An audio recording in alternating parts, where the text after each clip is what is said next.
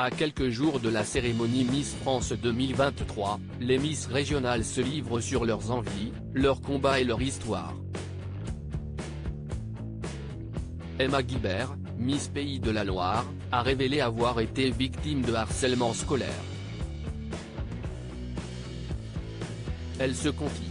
Plus que quelques jours de règne pour Diane Lair. Le samedi 17 décembre, Miss France 2022 passera la couronne à l'une des 30 Miss régionales qui prétendent au titre de Miss France 2023. La soirée se déroulera à Châteauroux devant une salle comble, mais aussi devant un jury qui ne manquera pas une miette de l'événement.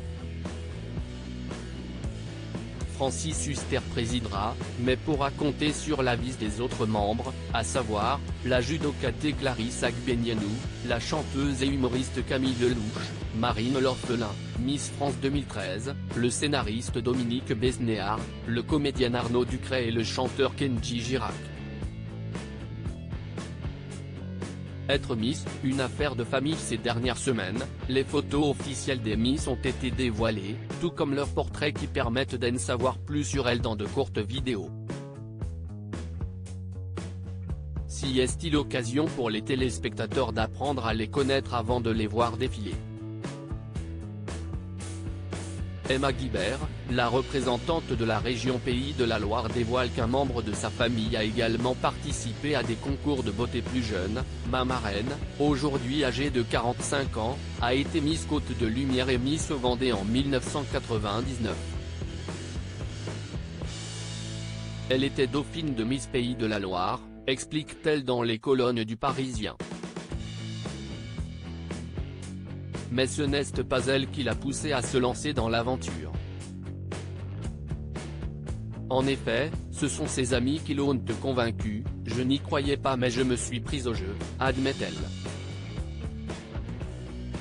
J'ai été victime de harcèlement scolaire d'autant plus que l'étudiante en BTS Tourisme n'a pas toujours eu confiance en elle. J'ai été victime de harcèlement scolaire, confie celle qui était critiquée pour être très maigre et très grande.